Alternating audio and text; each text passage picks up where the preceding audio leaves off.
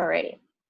So, hello. I am live with partners of Somnolence Plus, Dr. Sheryl, Guloy, and Dr. Arturo Santisteban. I'm sorry, I know I said that wrong again. All right. So they're going to talk to us today about sleep to boost your health. And with that, I think I'll just hand it right over because they have prepared a really easy to follow slideshow for us. All right. So take it away, Dr. Sheryl and Dr. Arturo. Thank you, Dr. Natasha, for also for inviting us to participate in this. I think it's a really good initiative that you're doing, and we know out there are people who have been asking about sleep, especially sleep in relation to what we're experiencing now with COVID-19. And so when Dr. Natasha came to us and asked us if we could present, I said, yeah, sure. And then Arturo is joining us as well. And so what I'm going to do, I'm just going to share my screen right now. Okay. Can you just let me know that you're seeing it? Do you see the whole screen or? I can see it, yes. Yes. Absolutely. Okay. So, yep.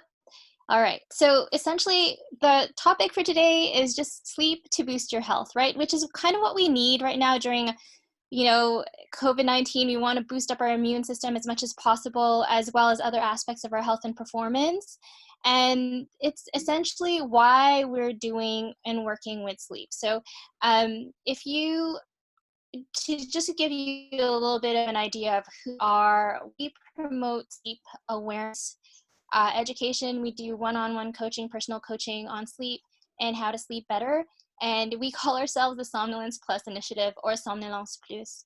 And I guess I'll just give you a little bit of a backstory of how we got into this. It's more that, okay, so let's start 10 years ago. So 10 years ago, I was teaching at a university, and I had an 8:30 or an 8:45 session. And for me, an 8:30 or an 8:45 session is like going to work for someone who's not a night owl, someone who works 9 to 5. It's like you're going to work for 3 or 4 o'clock in the morning, right? So my being an extreme night owl means that at 8:30, 8:45, it's when I really should be sleeping. And I was so worried about not being able to wake up for that session that I actually began to develop insomnia. And one day it all came to a head because I didn't hear the alarm clocks in my room. I didn't hear the one by my bed or the one across the room. And so when I woke up, the session had already started, and I thought, oh my gosh, let me get ready really quickly. Let me run to the university and see if I can actually make it to the session. Of course, when I got there, my students were not there. So you can imagine what that does to your psyche. That your students could make it to a session and you could not. So I remember walking down to the research lab, and right there I saw Dr. Luc Baudouin, who was on our research team. And I told him about my situation, and he said to me, Sheryl, I know what you're going through because I've had to deal with insomnia myself. In fact, I've come up with a theory on how to handle that, how to manage it. And I've developed a mobile app to help me manage mine. Would you like to try it? And I said, okay, sure, I'd like to try the prototype. So I did, and it actually helped me fall asleep. And so from there, we began working together, studying the app, looking at sleep onset. And then about 4 or 5 years ago, we said, why don't we take what we've learned and really talk about sleep, because not very many people are talking about it, and share what we know about how sleep can help you in your health, wellness, and performance, right? And then about a year ago, I met Dr. Arturo Santisteban, and we began talking, and I asked him to join us in Somnolence Plus because sleep is also his area of specialty, his area of expertise. Right, Arturo?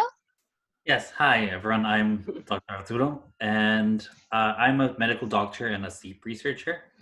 And while I was studying medicine, I actually had difficulty sleeping since I was, stressed and working very long hours. It's not the best environment for sleep. And noticed that it was very hard to concentrate. Like my mental ability suffered, my mental health suffered, and my health suffered. So that made me really wonder about what effects sleep deprivation has on our brains and on our bodies. And that's why I decided to dedicate myself to studying the effect of sleep deprivation on our mental abilities. Um, so that's basically what I've been doing. And now today we're going to talk about how much sleep you should get and what happens if you don't get enough sleep. Um, so most of us should get around 7 to 9 hours of sleep, but generally we don't. And this is especially hard to do when there's a crisis or a stressful situation. And this is because our sleep schedules get disrupted, or maybe because we're stressed out and it's harder to sleep and we develop insomnia. And this is a problem since when you don't get enough sleep, it will lead to many health and mental health issues, including a lower immune system. And the problem is, since our schedules are disrupted and we're more stressed out, is how do we prevent these sleep problems from happening? And we're going to go through a few sleep techniques, such as progressive muscle relaxation, to give you a strategy to improve your sleep and optimize your sleep during this time. Can you put the next thing? So to be healthy, we need to prioritize having a healthy diet and exercise. And the problem is we also, like these other things, we don't prioritize our sleep. And in fact, we even see not prioritizing our sleep as something that makes us seem more productive. For example, like people get complimented on working a lot and surviving on very little sleep, or they're seen as tough for not needing that much sleep, when in reality it's the other way around. If we sleep better, we will be more productive, and if we sleep better, we will be stronger and feel better. So just like we prioritize exercise and just like we prioritize having a healthy diet, we should also prioritize our sleep. And okay, and this like not prioritizing of sleep has led to chronic sleep deprivation to be a big public health problem that has been recognized by many organizations. And in fact, in Canada, for example, 25% of people get 1 hour less than what they feel that they should over the work week. And this leads to a problem that's called sleep debt. And sleep debt is when you basically what you do is that you don't get enough sleep during the week, so you end up owing sleep to yourself. And we try to make up for this debt that we owe by sleeping more over the weekend, or increasing our caffeine consumption, or by taking more naps.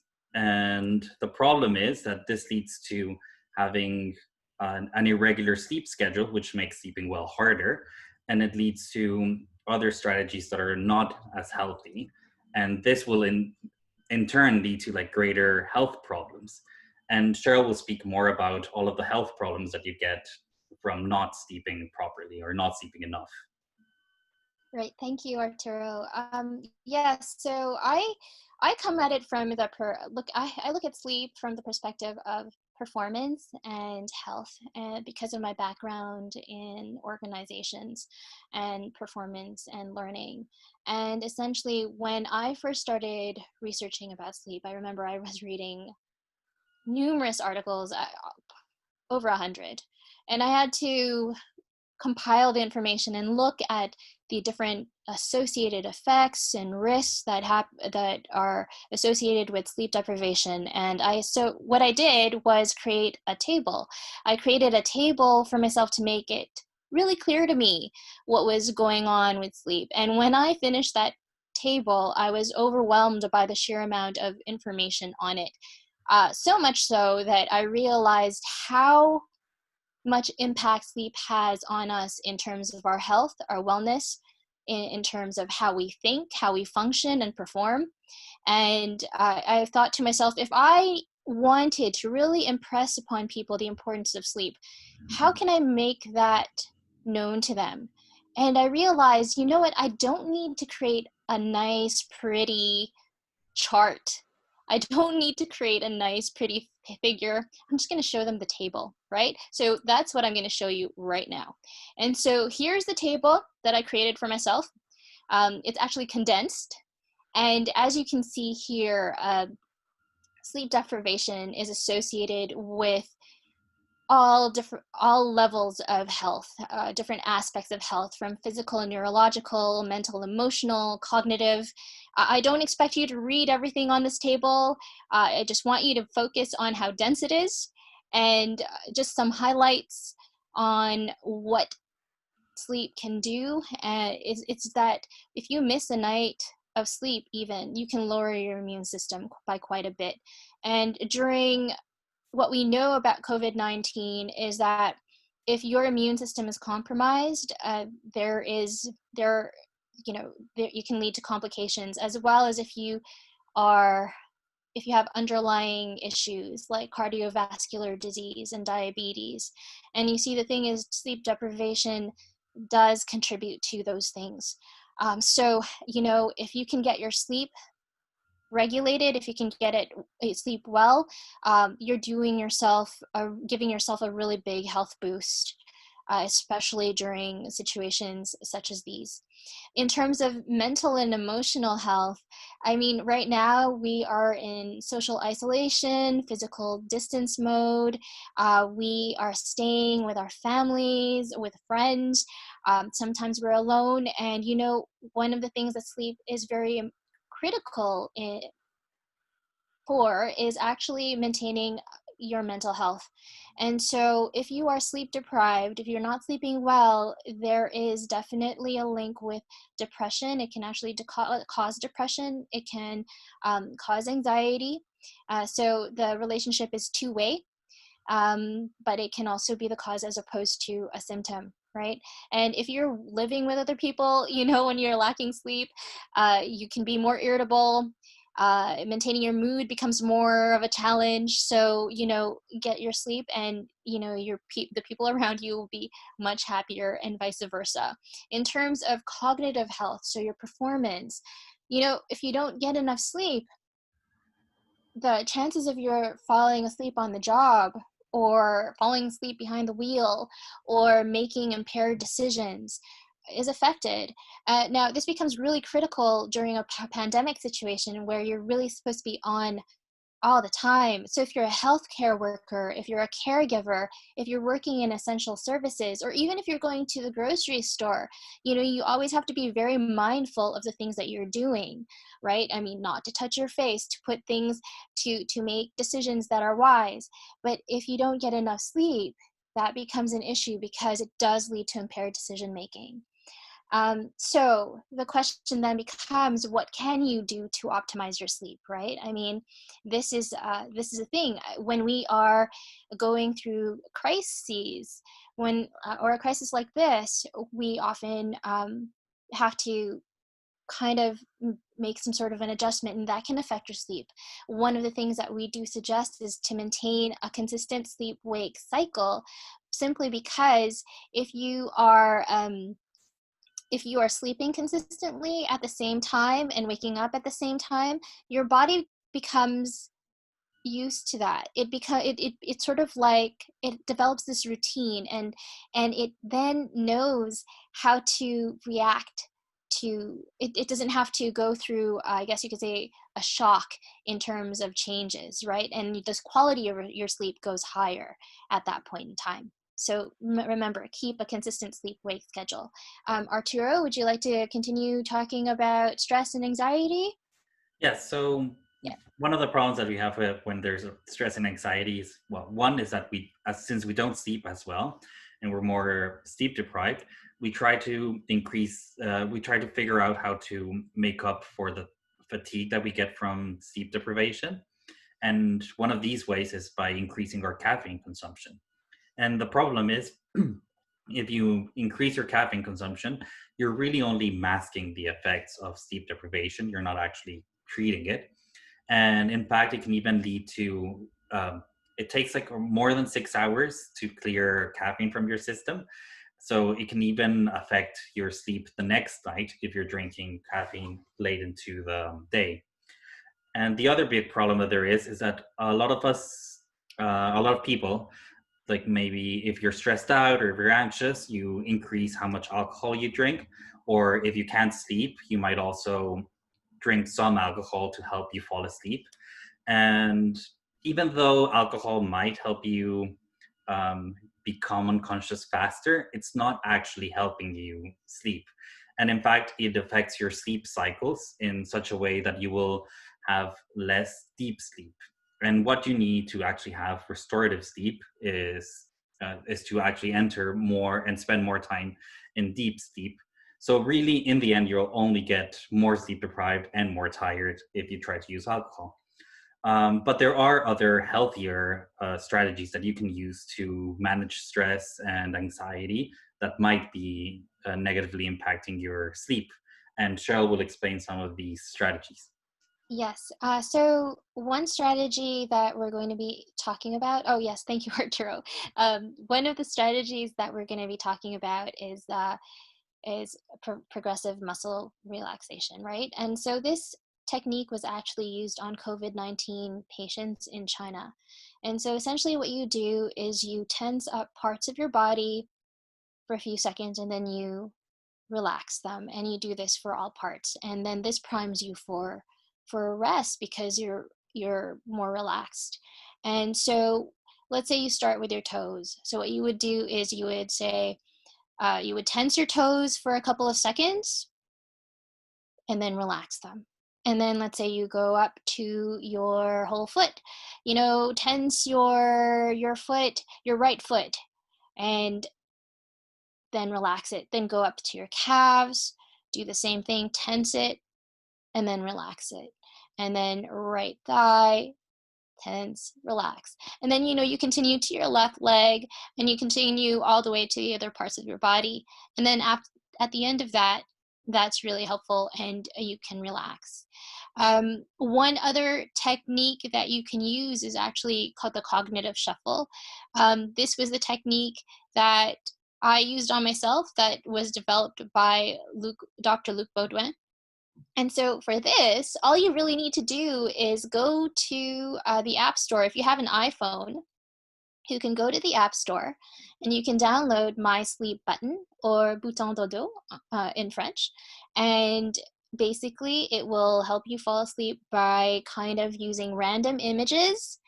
So you'll use random images. You focus in on these images for that you have to imagine. So it's not images that you look on your phone to see, but it's like, let's say you focus on tree, and then you imagine that, and then you move to another image or word that you imagine, right? And so that's what the app does, and this actually does help with falling asleep.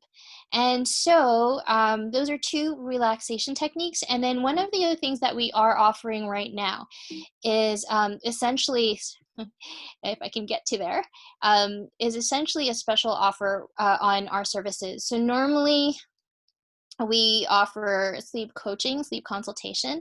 And with this offer, what we typically do is we offer it for around $350, which is in terms.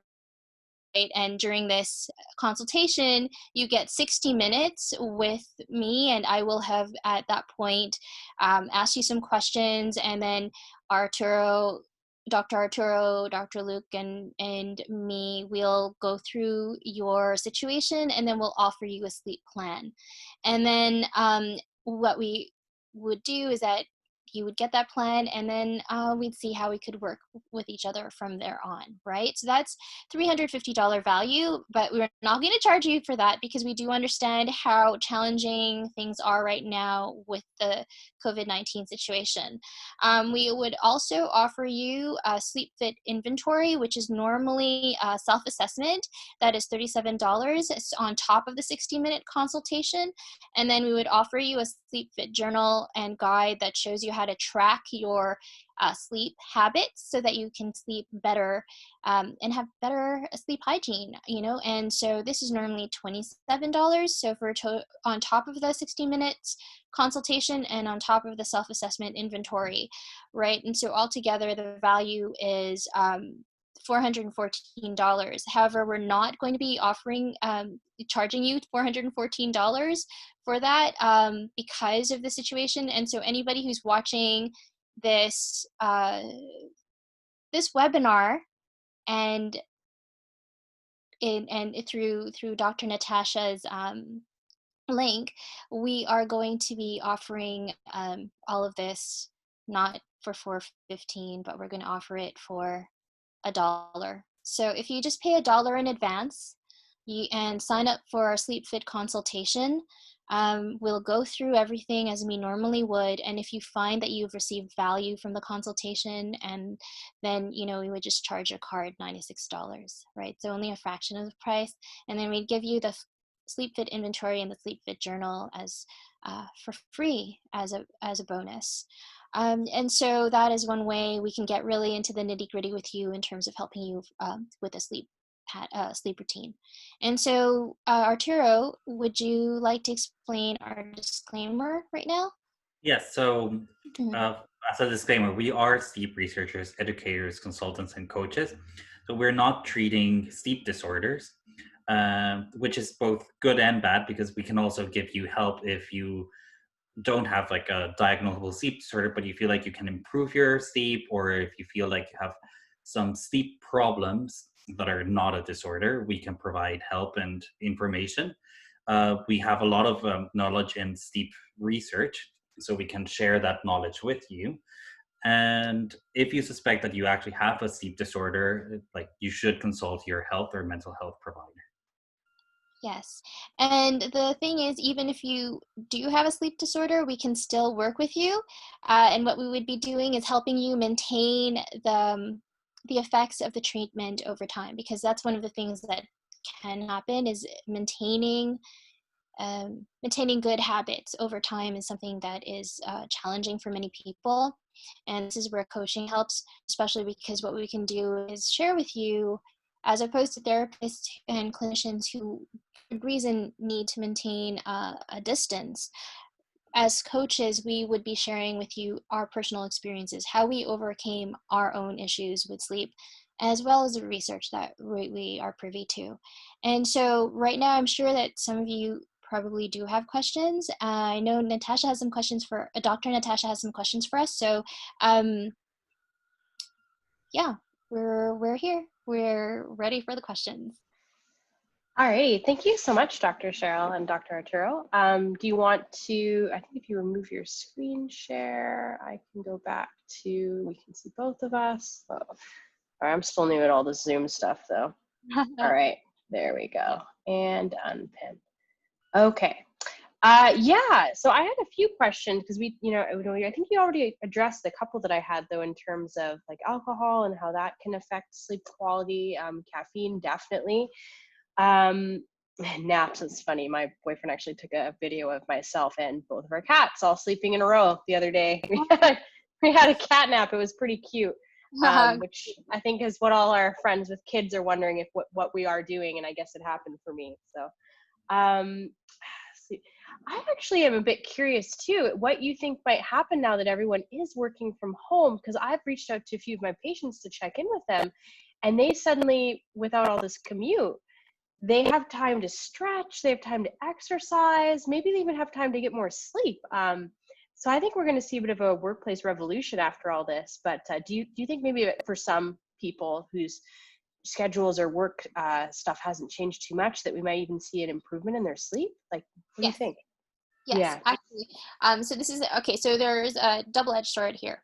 For some people, their sleep will improve. Yeah. Specifically, night owls. So people, Yeah. like both of us actually, Arturo and me. For us, we are the chronically sleep deprived in a 9-to-5 world, because Absolutely. I think, as I mentioned, if 3:30, your 3:30 is our 8:30, right? So if that's the case, then we're people who are night owls have a more difficult time in 9 to 5. When they're working from home, if you still have the 9 to 5 shift, then it's a little easier because you don't have to wake up as early. So Mm-hmm. I actually was speaking with someone on a consultation just this past week, and that was the case with her. She's actually sleeping a lot better because she's less worried about waking up. But once work starts again, that's where she's Mm, scared. The double-edged sword, though, is this. You can also, when you're working from home, so the line between work and home life, personal life and work life gets really blurred, right? And unless you mhm, maintain some sort of routine and a schedule, you can end up playing havoc not only with your home life but also and your work life, but your sleep as well. mhm, So next thing you know, you might end up having a very irregular sleep schedule because you'll be like, you know what, I don't really need to go into work. I can continue staying up until 2:30 or 3:30 when mhm, and then there goes the consistency. And that's where sleep wake consistency is important because uh, your body needs some sort of it needs that consistency to stay regulated. Yeah, mhm. that's my thought on it. Patterns. Yes, I've Yeah. pattern. also shared that one of the issues with working from home is if we don't separate our sleep areas and our work areas, Yeah. then work intrudes into our sleep areas, and that might actually make Mhm. it harder for us to relax enough to sleep. So I would recommend not working in bed, even though it's possible when you're working from home. Yeah, I've actually had to talk to a few people about that this last week. And I was actually what I was going to bring up too is that when I remember struggling with insomnia a few times in the past, is it's really strongly recommended against doing anything but sleeping in the place where you sleep, if that's possible. And so for some of us in Montreal, we have smaller apartments, and it might be a little harder to create a literal physical place where we rest and we're not like active in our minds. Yeah, because that can be a really big deal. Absolutely. So I have a solution for that actually. The key here is not to associate your bed or lying down in your bed with sleep, so as much as possible to stay out. But if you're living in like a bachelor studio, like, you know, or if you're with family and you have nowhere to work because kids are running around, you know, I mean, in this situation, I'm actually staying with a friend. She's working from home. I do my business virtually. So what do we do? It's an apartment, right? And so what I ended up doing is in your room, if you only have one bedroom, have a divider. You know, That's great. make your desk in the corner, your little kind of put a divider, a wall, that's just sort of compartmentalize it from your bed, Hmm. you know, and don't use your bed as much as possible. Absolutely. Yeah. Yeah, and like posture expert here, don't work on your bed. That's awful. Don't do that to yourself. I I'm know. having to walk people through how to undo that at home right now, and it's gonna put you in a right mess. The other last thing I would ask actually is I know there's a lot of jokes going around about like the COVID-19 in terms of we're either gonna lose 19 pounds from not eating enough due to stress. We're gonna put 19 pounds on because suddenly you might be eating or people are baking a lot. I've heard people even like doing ding and dash, I think they're calling it, where they're baking so many treats they drop them in a neighbor's house, ring the doorbell, and like just leave so someone else can eat all the muffins. So I wondered like you could say about in terms of like carbs and sugar, and like do those impact our sleep quality as well? And like I mean, obviously you got to do what you got to do to cope, but maybe we need to be a bit conscious of what we are nourishing our bodies with too during this time. Yes, you do actually. It's one of the things that we've been working on is actually a little guide on what you can eat and its effect on sleep. Arturo, do you want to? Well, actually, you know what? I Oh, started talking, so sure. I'll take this question. Yes, sugars actually are the worst thing for you. It will cut into your sleep, and it's interesting. Proteins and carbs and have differential effects on your sleep, and it's kind of mixed right now. So it's a really new area of study. Um, I mean, there are studies from a while ago in terms of dairy and melatonin, Mm. and you know, um, interestingly enough, there were studies on that from quite a while ago, several decades ago. But in general, it's a really new area, and if you want to sleep well, the best thing you could do is eat well. So what people have been finding is focus on vegetables, fruits, vegetables, uh, a sensible diet, right? Not too much fat, not too much, definitely not a lot of sugar. Don't eat too close to bedtime, right? That's a big one. And yes, and so things that can help promote for food that can help promote sleep would be things like tart cherry juice actually has been found to help, and kiwi. Wow, those are tasty medicines. I like that. I can get on Yeah. board with some more tart fruit. I think Yes, the only yeah. Sorry, go sorry. ahead, Arturo. I would Sorry. also like to add something like what Cheryl says is very true. But then there's the other side where it's not just that what you eat affects your sleep, but your sleep affects what you eat. And if you're sleep deprived, Mm, you're also more likely to mm, eat sugar or like simple yeah, carbs, and more likely to eat like higher fat yeah. basically less healthy foods, because that's how it's like self-medicating but with food. Yeah, because that ties back to the increased risk of diabetes, doesn't it? Like it changes it alters our insulin resistance if you're not sleeping enough, and just that whole hormonal food cascade, doesn't it? Yes, and it also increases inflammation if you're not sleeping Mm-hmm. well, which also affects the diabetes and mental health. Mm-hmm. Basically, like it's a web of everything being affected by each other, and with sleep, everything affects sleep, and vice versa. It affects every part of our body. Mm-hmm. We saw on the table. Yeah, and I think that's where I would end with too is I used to more casually ask my patients at some point when we were first getting to know each other how much they were sleeping or how well they were sleeping. But more recently, I actually upright ask how many hours of sleep they get on their intake forms with just all this information that's coming out about how sleep deprived Canadians are in general.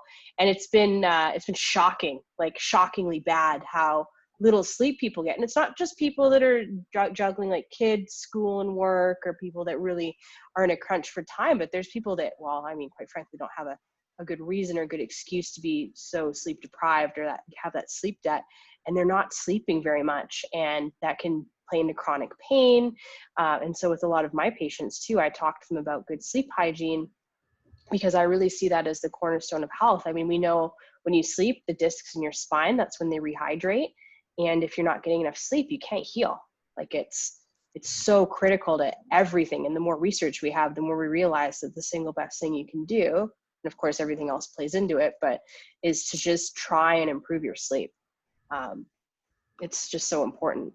So I think we have a lot of information today, which is fantastic. I know it can feel a little overwhelming, and I don't want anyone to look at that table and panic and think they're doing it all wrong. Like maybe just pick one small thing that you can start today. Like maybe it's one less cup of coffee, or you make sure you don't have coffee after noon or 2 p.m., depending on when you want to go to bed. Um, just pick one small thing that you can start with today. Maybe it's one less cookie. I don't know. It doesn't have to be super complicated. And just start there. Like it's a good, you can start small and you can just build those habits from there. And like sleep is accessible to everyone, fortunately. Well, most everyone, fortunately. Yeah, and that's a thing, I mean, so there's actual research done on sleep, and it's the cost of sleep on Mm-hmm. healthcare, and they Yes. found that it's a lot, I mean, Mm-hmm. and what the researchers also found and said is that minor changes to your sleep habits, to your sleep hygiene, can offset many of these things. So as Mm-hmm. much as you saw that table, that's the effect of sleep deprivation, right? Especially chronic sleep deprivation. But we have control over that. So when instead of staying up and watching Netflix and, binging on that show, when it's time to go to bed 2 hours before, turn it off and start relaxing, build in your Mm-hmm. sleep hygiene habits. Stretch, please stretch. Stretch. We're trying not to have you in the Stretch. office right now. So if you can stretch and, if you feel Yeah. sick, so get out on your 30-minute walk. I'd love to see everyone in May when we're reopened to all visits, but yeah, start with like stretch, read a book, do that mindfulness technique that Dr. Sheryl talked about, or get in touch with Dr. Sheryl or Dr. Arturo. Sleep hygiene is huge, and you're not alone. Like there's resources to help you. I think that's really important to know. Really important. Yes. All right, Dr. Arturo, anything else you'd like to add? Yes, I wanted to add quickly that I think it's a lot of people think that if you need more sleep or if you are sleeping, you're being lazy. And no, this is like, if someone's exercising, they're not considered like they're, not doing work and like, or being, just having fun. Like this sleep is just like exercise or having a good diet. It's an important part of being healthy, and prioritizing is okay. And you're allowed to work on it and give yourself time to sleep well. Yeah, and I think too, even right now, it's absolutely okay if you're sleeping a little bit more. Like if that's what your body needs, we all have different coping mechanisms, and even if you're just resting more in general, because I don't know, I have a lot of different emails that come into my inbox that make it seem like I should be hyper productive with all my extra time, and that's probably not necessarily healthy. Or it depends on, it's okay if being hyper productive is your coping mechanism of choice, but it's not necessary. And maybe sleep is part of being hyper productive, taking advantage of this time to, make sure you have healthy sleep habits can be your way to be productive.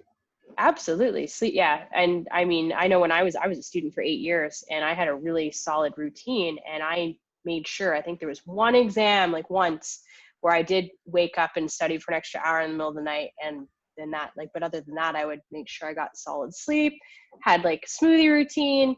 And I always nailed my exams because I knew that sleep was going to be, and preparing in advance was going to be my biggest tool when it came down to exam day. And I always performed well, like definitely. So important. Yes. Yeah. All right. I think we covered quite a bit today. So I'm going to go ahead and sign off Facebook, and I might just have a couple questions for you on the other side. Okay. Let me get one moment. All right. So thank you. And if anyone has any questions, you can post them to the event, or you know how to get a hold of me, and I can make sure that we pass those on to Dr. Sheryl and Dr. Arturo. So thank you so much for joining us today. I really appreciate this. I know I've had a lot of questions about sleep in the last few weeks, and I just want to give people tools because we're exceptionally trying to have people not come into the office right now. So it's very much appreciated. All right. Thanks. See you in a